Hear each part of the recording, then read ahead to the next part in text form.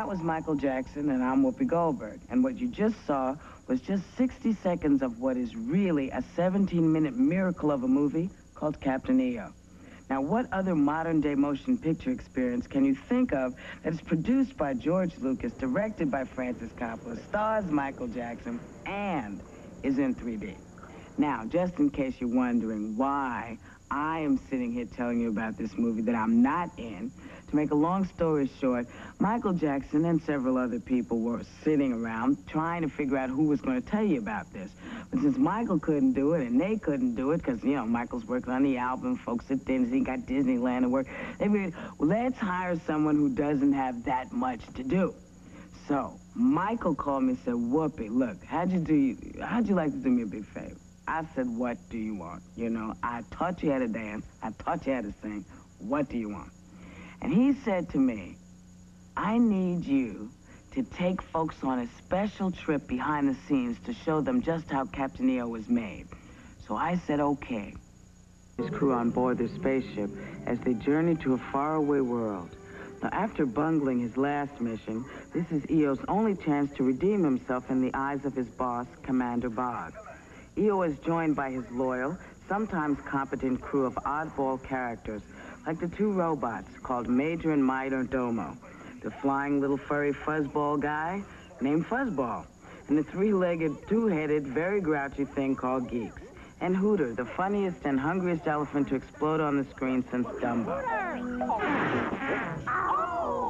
Their mission is to use Captain EO's powers of music and light to overthrow the evil witch queen who rules her world with an iron fist.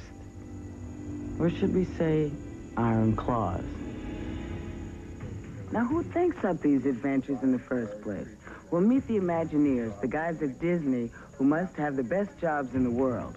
They're actually paid to just sit around and come up with outrageous ideas. For Captain EO, they first had to create an adversary for Michael Jackson's character. With the script in the works, the task of assembling the best creative team fell to the man who runs Disney, Michael Eisner. Said, well, you know, Michael Jackson is a Disney aficionado. Knows more about Walt Disney than anybody that ever existed. Certainly knows more than I do. Of course, singing and dancing is what Michael Jackson is all about. The whole world has been watching and listening to Michael for most of his life, as he's grown before our eyes from child star to superstar. We called up and we said, Michael, would you like to do something with the parks? He said, definitely, but only if you can get George Lucas to protect me. George Lucas is everybody's ideal producer. He's legendary for getting involved in every detail. In Captain EO, he was involved with everything from the creation of the characters to the planning of Captain EO's fight sequences.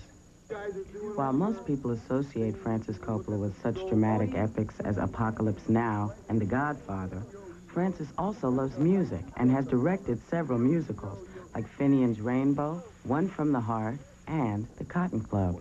Veteran performer Tony Cox recalls how Coppola helped him develop the demanding role of Hooter, the most mischievous member of EO's crew. It really got me into the character, because at that particular point, I didn't know how I wanted to play Hooter. I strive for action.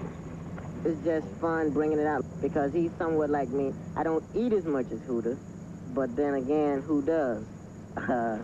Hooter can play the keyboard. He loves to dance when he gets the chance. He loves to dance and show his stuff.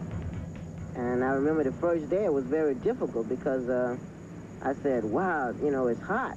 And this costume was real hot. And I said, I don't think I'm going to make it. But anyway, I made it through it. And I'm glad I did, because I really was bringing out what I tried to bring out. The first time I went to Daly, and I saw myself, and I go, wow, look at me. And everybody was laughing. I go, wow, this is great. Running in the costume, that's kind of difficult, because you got like 13 extra pounds on you. And, you know, I can't really see anything. I'm seeing like this way out, you know, and so it's very difficult. You just run and you just hope for the best. Hope that you don't trip over anything. Cindy Sorensen and Debbie Carrington literally teamed up to portray the three-legged, two-headed geeks. Captain EO hired them because he was getting an extra crew person for nothing. And even in space, two heads are better than one. I play one of the geeks, which is Heidi, and I play Odie. who is the crabby one of the bunch. Yeah. I'm kind of the smarter one. I'm in control. Yes. And she's always looking off and crabby. It's the only time she's in control, when she's in the costume. We're a good compliment. Yeah. There's supposed to be one body, and just being in that thing after 3 or 4 hours, you start going a little nuts, and you're like, get me out of here. Not really claustrophobic, but just a little insane. This is the last member of the crew. Meet Fuzzball. How you doing, Fuzz? Looking, isn't he cute? Now, this little guy is Eo's secret weapon. He's the captain's eyes, ears, and even his wings. But Fuzz has a secret, too, don't you? Yes, I love this guy. I promised Fuzz that I would show you some of his home movies. Look, Fuzz, that's you when you were just a little head. Oh, and look, your hair's growing in. Did that hurt? You know, there's a lot of guys in Hollywood who have that done. And look, your first dance lesson. Arthur Murray has nothing on you, honey.